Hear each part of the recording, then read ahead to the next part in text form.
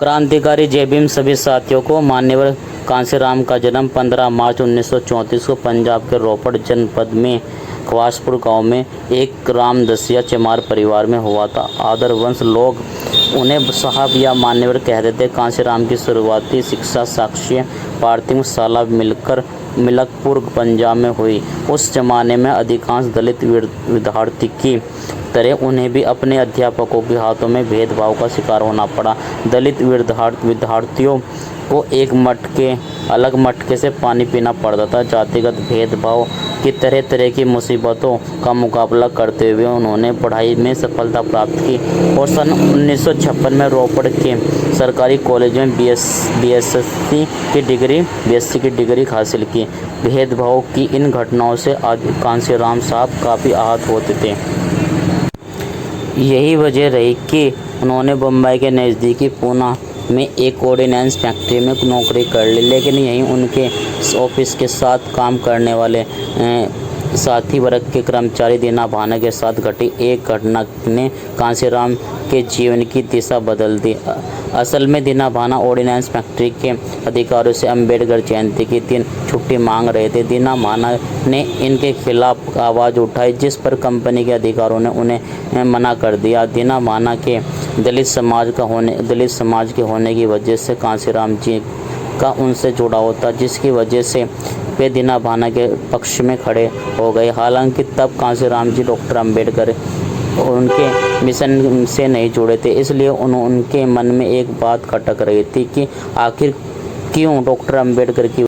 इस घटना के बाद उन्होंने डी.के. खोपड़े, दीना भाना एवं अन्य साथियों के साथ मिलकर भारत में बहुजन आंदोलन की शुरुआत की। कांशीराम ने अपनी राजनीतिक यात्रा बाबा साहब डॉक्टर अम्बेडकर द्वारा जीवन के अंतिम वर्ष तक स्थापित की गई RPI the publication party of India से शुरुआत की, जो बाम से all India backward and minority communities analyse federation और DS4 के रास्ते पसपब तक पहुंची और अपनी जनता को वोट हमारा राज तुम्हारा नहीं चलेगा नारा देकर अपने वोट को अपने हक में इस्तेमाल करना सिखाया।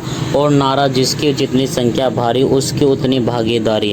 उन्होंने ये बताया कि प्रजातंत्र में सबसे बड़ा हथियार लोगों को जनसंख्या होती है। मान्यवर श्री कांशीराम इसी बात को अपनी भोली भाली जनता को बताना चाहते थे। अपने आंदोलनों गतिशीलता देने में मान्यवर श्री कांशीराम ने कभी भी प्रजातांत्रिक मूल्यों को साथ नहीं छोड़ा। उन्होंने सदैव ही मूल्यों पर ही अपनी राजनीति को कायम रखा। उन्होंने कभी भी अपने राजनीति जीवन में अपनी सत्ता के लिए किसी दूसरे दल के MLA को नहीं तोड़ा, जैसा कि और मान्यवर श्री कांशीराम साहब ने कहा था, अगर तुम बहुजन समाज के लिए संघर्ष न कर पाओ तो विचलित मत होना, बस एक काम करना, बहुजन महापुरुषों के जीवन को सही से पढ़ लेना। अगर तुम उन्हें पढ़ते हुए तुम्हारे शरीर के रोंगटे खड़े हो जाए तो समझ लेना तुम बहुजन समाज के लिए संघर्ष कर सकते हो, वरना फंसे रहना उसी गुलामी की बेड़ियों में, फंसे रहना उसी दलदल में। जी हाँ, आज 9 अक्टूबर 2025 को एक ऐसे महान पुरुष की पुण्यतिथि है जो बाम से DS4 एवं BSP के जन्मदाता और संस्थापक है, जिनका देहांत 9 अक्टूबर 2006 में हो गया था। उनके महापरिनिर्वाण दिवस को उन्हें हाथ जोड़कर सशक्त नमन।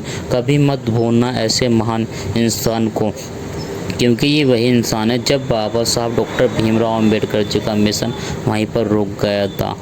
फिर मान्यवर श्री कांशीराम साहब ने डॉक्टर भीमराव अम्बेडकर जी बाबा साहब को पढ़ा, जाना, समझा और मान्यवर श्री कांशीराम ने अपना सारा काम काज छोड़कर बहुजन समाज के लिए दिन रात मेहनत की और बहुजन समाज के लिए आवाज़ उठाई और बाबा साहब डॉक्टर भीमराव अम्बेडकर जी के मिशन को आगे तक ले गए और बहुजन समाज को एकजुट किया।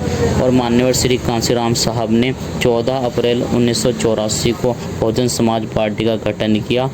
ऐसे महान पुरुष एवं बहुजन नायक के महापरिनिर्वाण दिवस पर उन्हें हाथ जोड़कर तहे दिल से उनके महापरिनिर्वाण दिवस पर उन्हें हाथ जोड़कर सशक्त नमन।